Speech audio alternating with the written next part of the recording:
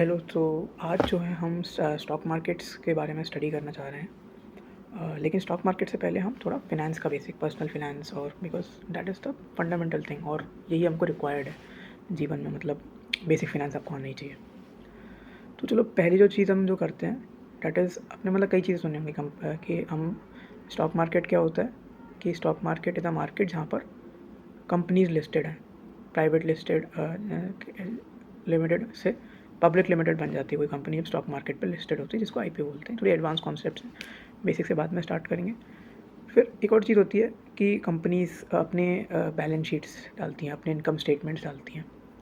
तो balance sheet, income statements क्या होते हैं, बिल्कुल फैंसी नाम्स हैं, लेकिन बेसिक चीज़ ये कि बैलेंस जिस तरीके से आपकी एकेडमिक रिकॉर्ड, आपकी ट्रांसक्रिप्ट या फिर आपकी रिपोर्ट कार्ड में लिखा होता है, ऐसे ही कंपनीज़ की फिनेंशियल उनकी सक्सेस रिकॉर्ड्स होता है वो बैलेंस शीट्स में या उनके इनकम स्टेटमेंट में। यूएस में इनकम स्टेटमेंट बोलते हैं, बैलेंस शीट इंडिया में ज़्यादा बोलते हैं। एक ही बात है, वहाँ पर आपके लिखे रहते हैं आपकी top line, bottom line. Top line क्या होती है, आपकी रेवेन्यू होता है, और bottom line is the profit, है ना। प्रॉफिट में भी कई सी चीज़ हो जाती हैं कि profit before tax, profit after tax, EBITDA, है ना, अलग अलग नेट प्रॉफिट, ठीक है, अलग अलग टर्म्स रहते हैं। अभी जब हम नेटिगेटिव्स में जाएंगे तो अब इतना हम डिस्कस करेंगे। इसके अलावा कई सारे रेशियोज होते हैं, price to earning, book value, quarterly earnings, और बहुत सारी चीज़ें होती हैं जो कि हम डिस्कस करते हैं। लेकिन पर बैलेंस शीट इतना मतलब इतना फैंसी मत रखो, बस बैलेंस शीट नॉर्मल एक रिकॉर्ड होता है कि कंपनी का फिनेंशियल परफॉर्मेंस कैसे, उसकी रेवेन्यू, प्रॉफिट्स वगैरह कैसे चल रहे हैं, ठीक है। जो नेक्स्ट थिंग है वो ये है कि जिस तरीके से हम कंपनीज़ की परफॉर्मेंस को उनकी इनकम बैलेंस शीट में देखते हैं, ऐसे ही हम अपना खुद का भी देख सकते हैं, अपनी खुद की परफॉर्मेंस, ठीक है। सो तो जनरली हम एक पर्सनल फिनेंस का बेसिक जो है कि जो हमारी जो इनकम है वो हमारे एक्सपेंसेस से ज़्यादा होनी चाहिए। अगर हमारी एक्सपेंसेस इतने हैं तो इनकम हमारी ऑब्वियसली इतनी होनी चाहिए। It should be greater than your expenses. आपके खर्चों से ज़्यादा आपकी इनकम होनी चाहिए, और ये मूल मंत्र है फिनेंस का। अगर मैं कहूँ, पर्सनल फिनेंस का मूल मंत्र है कि your earning should be greater than your expenses. तो उसमें टर्म होता है सेविंग्स, कि आप कितना सेव कर रहे हो, ठीक है, ठीक है। तो सेविंग्स जो है वो है आपके इंटरेस्ट माइनस आपकी आपकी इनकम माइनस आपका एक्सपेंडिचर, कि आपने कितना इनकम कमाया, उसमें से आपने एक्सपेंडिचर को हटा दिया तो आपको आपकी सेविंग्स मिल गई। लेकिन इसको रिफ्रेश करना चाहिए। तो जब भी हमें जो भी हमें इनकम मिले, मान के चलो आपकी सैलरी 50,000 रुपये, उसमें से एक पर certain portion, let's say for example 20%, सो वो हो गया 10,000 रुपीज़। तो उसको आप पहले से अलग कर दें, जो आपकी सेविंग बन जाएगी, और अपने एक्सपेंडिचर जो आप करें वो बाकी के पैसे, यानी कि 40,000, यानी 50,000 माइनस 40,000 उसमें से करें। तो इक्वेशन को चेंज कर दें, सेविंग्स इज इक्वल्स टू आपके इनकम माइनस एक्सपेंसेस ना करके, बल्कि आप उल्टा सोचते हैं, expenses is equals to your income minus your savings, कि जो इनकम मिली उसमें से सेव पहले कर लिया, उसके बाद जो पैसा बचा उसको मैं खर्च कर सकता हूँ, वो मैं एक्सपेंड कर सकता हूँ। आई थिंक ये जो एक्सपेंसेस और इनकम ये है, एक्चुअल में यही जो बेसिक जो डिफरेंट फाइनेंशियल क्लासेस होती हैं लोगों की, उनमें डिवाइड करता है। तो मैं क्या बात कर रहा हूँ, मैं बात कर रहा हूँ कि हम सोचते हैं कि फिनेंशियली हम चीज़ों को लोगों को डिवाइड कर देते हैं ऑन 2-3 क्लास की। जैसे कि एक आपकी हो गई मिडिल क्लास, एक हो गई आपकी अपर क्लास या रिच क्लास, एक हो गई आपकी लोअर क्लास या पुअर क्लास, है ना। उसमें भी आप डिवाइड कर सकते हो कि मिडिल क्लास को भी lower middle class, middle class, upper middle class, rich में भी फिर रिच और मतलब एक्सट्रीमली रिच, मतलब और उस तरीके से करोड़पति, मतलब बिलियनर वगैरह, ठीक है। उसमें भी आप क्लासिफिकेशन कर सकते हो, लेकिन एक सिंप्लीफाइड अगर हम देखें तो rich, middle class and poor. अब इनके फाइनेंशियल बिहेवियर में एक बहुत बड़ा फ़र्क है। जो रिच होता है वो क्या करता है कि उसकी इनकम हमेशा एक्सपेंसेस हमेशा ज़्यादा होती है, ऑब्वियसली, तभी वो रिच है।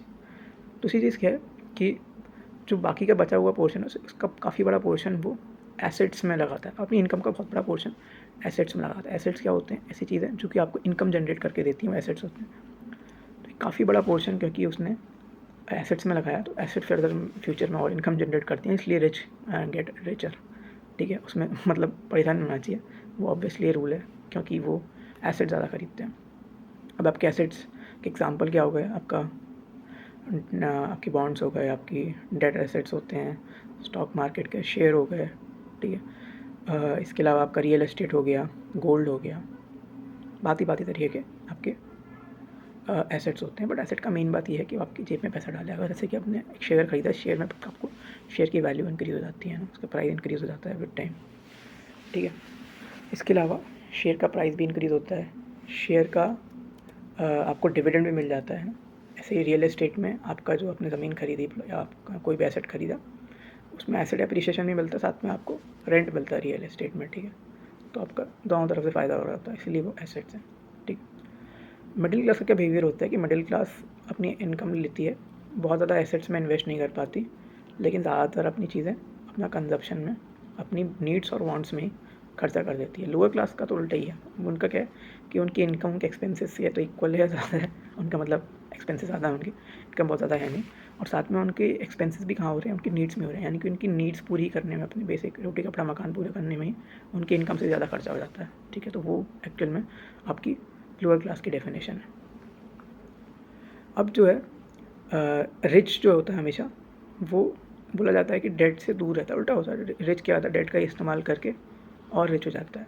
कि फॉर एग्जांपल मैंने पैसा उठाया, डेट उठाई कोई पर्टिकुलर इंटरेस्ट रेट पे, फॉर एग्जांपल मैंने 6-7-8% पे, और आगे मैंने उससे रिटर्न ऑन कैपिटल बना लिया 15%। तो मेरा रिटर्न ऑन कैपिटल माइनस मेरा कॉस्ट ऑफ कैपिटल बेसिकली आपने जो लोन पे जो आपने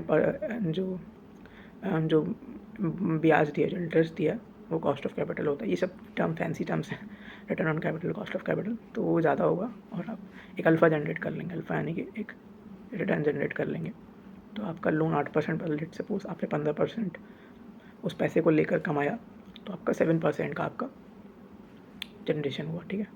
और उनकी बैड डेट कम होती हैं हमेशा। रिच की क्या होगी, उनकी फाइनेंशियल हैबिट क्या होगी कि उनका बैड डेट कम होगा। बैड डेट क्या होता है, ऐसा कर्जा आप ले रहे हो जो कि आपके कंजम्पशन में यूज़ हो रहा है, ठीक है, मतलब ऐसी चीज लाइबिलिटीज़ खरीदने में इस्तेमाल हो रहा है, उन्हीं को हम बैड डेट बोलेंगे, ठीक है। अब मिडिल क्लास का क्या है कि उनका इनकम एक्सपेंसेस ऑलमोस्ट वही हैं और एक ज़्यादा सेविंग होती नहीं है, और वो इन्वेस्ट तो कभी नहीं होती वो, और जो एक्सपेंडिचर भी है वो भी आपके नीड्स और वांट्स में। तो लोअर क्लास तो खाली नीड्स ही पूरी कर पाती, रोटी कपड़ा मकान, लेकिन मिडिल क्लास में क्या एस्पिरेशन जाग जाते हैं, तो फिर उसको मूवी पे आउटिंग भी जाना है, उसको ट्रैवल भी करना है, उसको रेस्टोरेंट में खाना भी खाना है, उसके और 50 उसके अरमान है, उसको मैगी घड़ी भी खरीदनी है, उसको जूते भी खरीदने हैं अच्छे से वगैरह वगैरह, ठीक है। और पुअर तो अपनी नीड्स में ही पूरा जिन्हों लगा देता है। अच्छा, हम वैसे काफ़ी इंटरेस्टिंग टाइम में रह रहे हैं, क्योंकि स्टॉक मार्केट्स सब कुछ बूम पर हैं ऑल टाइम। इसके अलावा हमारी country all time high grow कर रही है। स्टॉक मार्केट से उतना ही रिटर्न देंगे जितना आपका कंट्री की जीडीपी जितना तेज़ी से ग्रो करेगी। अब इंडिया जो है 7% से हर साल ग्रो कर रहा था। हम काफ़ी यूनिक पोजीशन एडवांटेज पे बैठे हुए हैं कि जो हमारा जो स्टॉक मार्केट है वो one of the best performing stock markets है, ठीक है। और इसलिए इतना पैसा भी आ रहा है बाहर का, है ना, जिसको हम कहते हैं capital inflow bye foreign investors, है ना, वो भी बहुत ज़्यादा इंडिया में हो रहा है। एफडीआई भी हो रहा है। एफडीआई तो वैसे स्टॉक मार्केट में नहीं आया, वो अलग लगा, लेकिन हाँ मतलब स्टॉक मार्केट में बाहर से पैसा ही बहुत आ रहा है, ठीक है। ओके, इसके अलावा लेकिन अब हम बेसिक हमने देखा है कुछ पर्सनल फाइनेंस का बेसिक यही है कि आपका जो है आपकी सेविंग्स पहले होनी चाहिए, और वो सेविंग्स क्या होनी चाहिए, इन्वेस्ट होनी चाहिए, सच डेट वो आपको रिटर्न कमा के दें। ये बेसिक पर्सनल फाइनेंस का आपका वो है, ठीक है। फिर कई सारे रूल्स होते हैं कि आपको अपनी इनकम अगर है तो आपके 50% नीड्स में जानी चाहिए, 30% बॉन्ड्स में, और 20% पैसा आपका सेव होना चाहिए, और सेविंग्स आपकी सारी की सारी इन्वेस्ट होंगी, ठीक है। आपको एक अपना इंश्योरेंस लेके रखना चाहिए, है ना। और इसके अलावा आपको अपना इमरजेंसी फ़ंड क्रिएट करना चाहिए। इंश्योरेंस आपके सर आपके टर्म इंश्योरेंस भी होना चाहिए, आपका हेल्थ इंश्योरेंस भी होना चाहिए, ठीक है। ये सब बेसिक चीज़ें हैं, लेकिन ये सब में इतना वैल्यू नहीं है, ये सब आप खुद भी जान सकते हो ना। ये आप गूगल करोगे 2 मिनट में आपको चीज़ें मिल जाएंगी।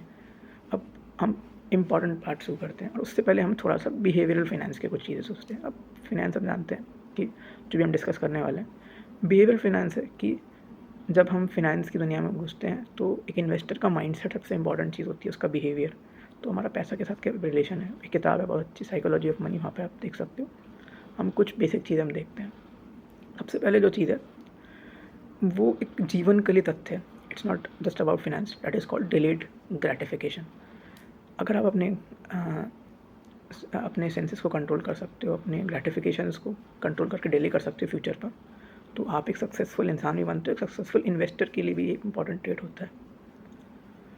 तो अब यूएस में बहुत एक बड़ा एक्सपेरिमेंट किया गया हार्वर्ड वगैरह वाले लोगों ने, बड़े बड़े रिसर्चर ने। उन्होंने क्या करा कि उन्होंने छोटे बच्चे लिए, 6-7 साल के स्कूल गोइंग स्टूडेंट्स, मतलब किड्स बच्चे, उनको मार्शमेलो कैंडी होती है बहुत टेस्टी सी, चॉकलेट सी, है ना, मार्शमेलोज उन सबको दिए, एक एक मार्शमेलो हर एक स्टूडेंट को, ठीक है।